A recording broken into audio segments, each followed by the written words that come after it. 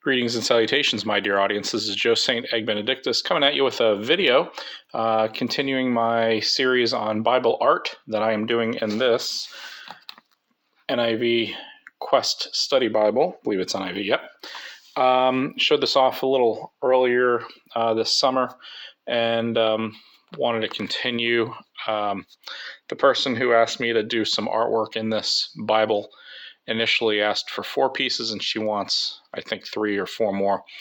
Haven't looked at it yet, but I did my 4th piece, which, per her request, was the 4 horses of the apocalypse. So one of the things I do when I do art is try to figure out a vision for it. Something, 1, that inspires me, and 2, something that I am able to do. So, I just can't say, oh, okay, I'm going to do a guy on a horse, because unless there's a real guy in front of me that I'm painting or drawing, it's really hard for me to come up with it just off the top of my head. So the vision I had for the 4 horses of the apocalypse was, first, one of my favorite scenes in Lord of the Rings is the chase scene of Arwen saving Frodo from the Wraiths. I think it's the Wraiths, right? Anyway. And they cross a river, and the river comes and overflows the wraiths, and you could see horses in the water. So I've been thinking about that and mulling it over for about 2 months. And then thinking about water, I was thinking, how do I bring the water to life if I were to use horses in water? And I thought of the Great Wave by Japanese artist. I can't think of his name right now, but if you look up Great Wave, Japanese art, there's an amazing piece in which there's a wave and water, and there's so much activity within the painting. It's really incredible. So the other thing I did was try to figure out, what's my color scheme? How am I going to do it? Is it going to be black and white, pen and ink? Is it going to be colored pencil? And I thought, there are really cool markers out there, Bible markers.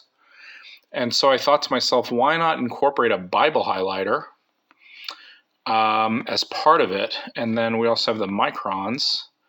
So I thought, is it possible to do art first of all, in blue, since it's a water theme, and secondly, using the highlighter and the micron. And my initial idea was, looking at this pen, which is a G7, figuring out how to do a drawing in basically blue ink. If you look online, you can find people who use Bics, blue Bics, or those old blue ballpoint pens, and do these incredible pieces in just a normal ballpoint pen. And really, I thought that would really be amazing to do the 4 horses of the apocalypse with just pen and ink, but blue and really ballpoint. But again, on paper, you have to really be careful. So I kind of took out the G7, which leads.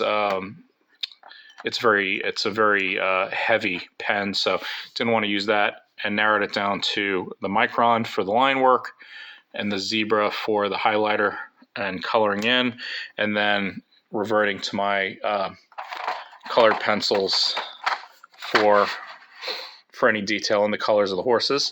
So let me show you what I came up with. Kind of get over here and show you how it turned out. Let's see here.